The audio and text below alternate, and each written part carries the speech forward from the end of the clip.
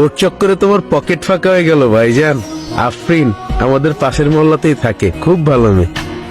ফারনুর, thank you. Coffee খেয়েই বেঁচে থাকেন আপনি? ইয়া অ্যাবসলিউটলি। আর আপনি পুরো বিজনেস একাই সামলান সব? আমি শেফ, আমি সেলস, আমি ওনার, সবই আমি। ইমপ্রেসিভ। ইমপ্রেসিভ কেন? আমি মেয়ে বলে? একা হাতে এত কিছু সামলানো ইজ নট এ জোক। আমি হলে তো পারতাম না। Thanks for the compliment. কফিটা ঠিক আছে? একদম, যতটা তেতো ভেবেছিলাম ততটা হয়নি। হয়তো আপনি সার্ভ করেছেন তাই। তাই না? আপনাকে আমি মাঝে মাঝে প্রায় এখানে দেখি। থাকেন কই আসলে? যখন যেখানে প্রয়োজন। আর কি করেন? সরকারি চাকরি, কাজটা কি? Secret agent. মানে? জেমস বন্ডের খালাতো ভাই। আপনিও বলছেন, আমিও বিশ্বাস করে যাচ্ছি। নূর, আমাদের লাইফটাই না এরকম, মিথ্যে বললে কেউ মানতে চায় না, আর সত্যটা কেউ জানতেই চায় না। কি হয়েছে আফরিন? কাঁদতেছো কেন তুমি? কে ভাঙছে সব?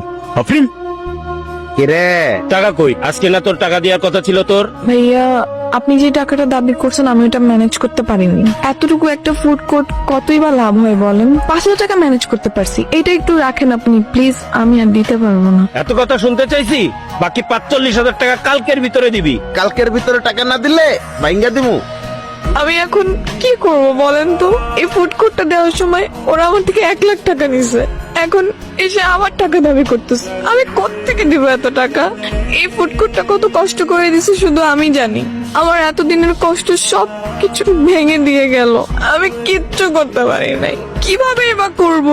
আমার পাশে তো কেউ নেই যে এসে দাঁড়াবে। আমার লাগটাই খারাপ। তুমি এভাবে ভেঙে পড়ো না আফরিন।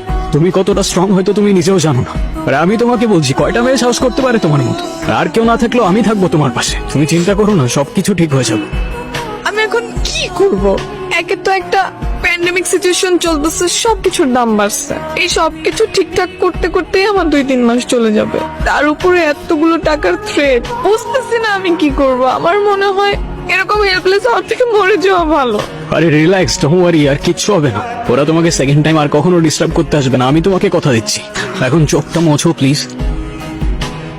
চলো, সন্ধ্যা হবার আগে তোমাকে বাসায় পৌঁছে দিই। বাইরের অবস্থা ভালো না, চলো। তোমার গ্লাভস কোথায়? ভুলে গেছি আনতে। তো খেয়াল তো রাখবা, আশেপাশের অবস্থা তো ভালো না।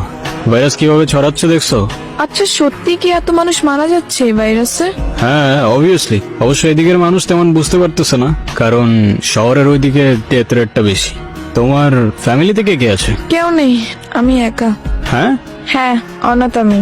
Well, that makes two of us. আমারও কেউ নেই। তোমারও কেউ নাই হয়ে গেল? হ্যাঁ সিরিয়াসলি।